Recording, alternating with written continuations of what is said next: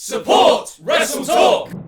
Been a while since I did one of these. I know, I missed you too. Between Tempest being a sweetheart and covering me last week, and Extreme Rules officially announcing it was Wabbit season, hadn't had a chance to sink my considerable teeth into some wrestling news stories of late, so let's not waste any more time. I'm Adam from WrestleTalk.com, and here are this week's 10 wrestling news stories you may have missed. Number 1, Miz Injury? One of the marquee matches scheduled for this week's Raw was The Miz versus Dexter Lumis, who is set to finally conclude their long-running and tonally weird feud with an actual match. The running gag of the show was The Miz feigning a knee injury in order to avoid competing, but the ironic twist is that The Miz was actually injured the whole time. Speaking with the Ekeller's Edge podcast, Miz revealed that his body has been suffering as of late despite not competing on Monday. I have a bursa sac that I burst that just keeps blowing up. Literally, it just keeps coming back. I messed up my shoulder for a little bit, but you're trying to work out and trying to work through it and trying to make sure you maintain your body and your physicality. Don't work yourself too hard, Miz. Rest is important. Don't worry, Dexter will be waiting with open arms and crazy eyes to welcome you back when you're fit and healthy. Number 2, former WWE tag team keen to return. In last week's video, it was reported that the Bollywood Boys made their AEW debut on an episode of Dark Elevation, losing to the Ass Boys in an all-boys boy-palooza. At the time, it was unclear whether this would result in AEW signing the pair, but as of right now, that does not seem to have happened, with the former Singh brothers seemingly being open to a return to WWE. Responding to a fan on Twitter who tweeted regarding their AEW debut, "Need these boys back in WWE, TBH," the duo responded saying, "We'd be an asset to either company, TBH." The pair are perhaps most well known for their stint in WWE, playing a massive role in the whole Jinder Mahal WWE champion thing, and I for one will not forgive them for that, TBH, but who knows what could happen under the Triple H era. Speaking of, number 3, Triple H discusses White Rabbit. The White Rabbit saga that led to the eventual return of Bray Wyatt at Extreme Rules was undoubtedly one of WWE's most unique and cryptic series of hype packages they've ever done. High fives and martinis for all involved. Speaking to The Wrap, Triple H gave some insight into how it all came about. "We asked ourselves how we could bring back Bray Wyatt in the most engaging way possible. It started with flickering lights in arenas and continued with the release of other Easter eggs like hidden QR codes within episodes of SmackDown and Raw that led viewers to more clues that kept them guessing, tuning in each week. It culminated in what we believe was a massive payoff for our fans and for WWE. Given the success of the whole thing, expect WWE to utilize means outside of typical televised conventions. Trips branded it multimedia long-term storytelling, so expect more QR codes on the back of microphones or like spray-painted dogs. I don't know what crypto marketing is. Riddles, Matt Riddles. I don't know.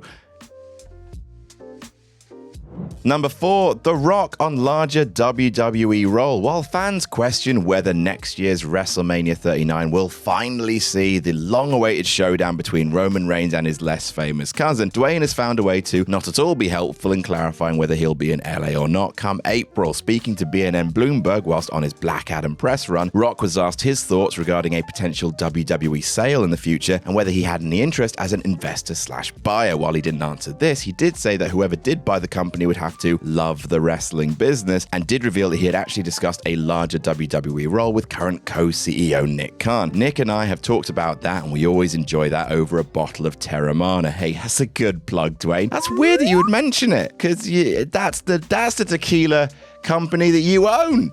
So it's amazing how you just keep mentioning it. I love the wrestling business. I grew up in it. My grandfather and my dad started here in Canada, so I'm not quite too sure if a board seat is in my future, but possibly other things are in my future for sure. Other things could mean WrestleMania against Roman, or it could mean another XFL relaunch. Please, no one wants that. Number 5, Bobby Lashley explains why he originally left WWE. While Bobby Lashley has been on the run of his career recently and has also stubbornly refused to age, seriously, that man is 46. How dare he? It's easy to forget that he debuted for WWE all the way back in 2005. While Lashley enjoyed a fair bit of success in his initial WWE run between 2005 and 2008, he lacked something and never quite got the babyface support WWE hoped for, but still That being said, his departure from the company in 2008 was still a massive shock, and rumors of exactly why Bobbles left have been ongoing for years. Many believe that a pay dispute was the deciding factor. However, in a recent video posted by Rainmaker NYC, Lashley responded to this: "No, that's 100% not true. I was making a tremendous amount of money then. It was an opportunity for me to go fight and legitimize my character a little bit, so I fought for 8 years under Scott Coker and Bellator and Strikeforce and everything else. And since returning in 2018, Lashley has won the Intercontinental title, US title for a second time, as well as becoming a 2-time WWE champion, and has become one of the most legitimate bad mofos in WWE history. So yeah, good job, Bobby. It all worked out for the best. Thumbs up. Number 6, Shawn Michaels on Hybrid NXT. As NXT transitioned from the black and gold era to the architect vibes of the 2.0 era, it was a very clearly defined shift for the brand, away from signing any and all top indie talent and instead focusing on the NIL program and developing less experienced workers into stars for the future, Bron Breakker,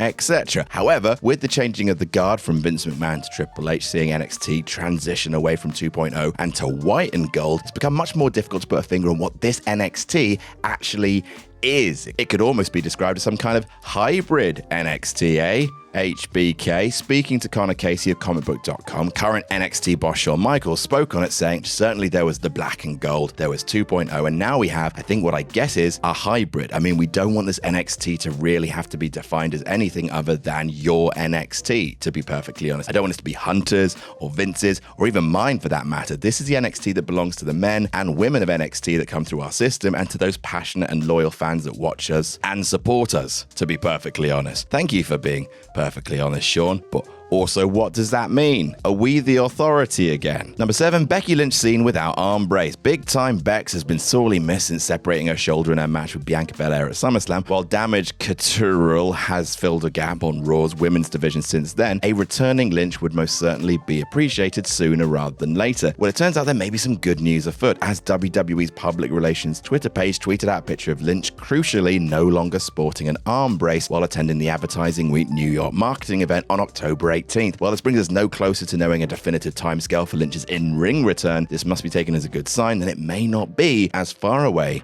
as expected.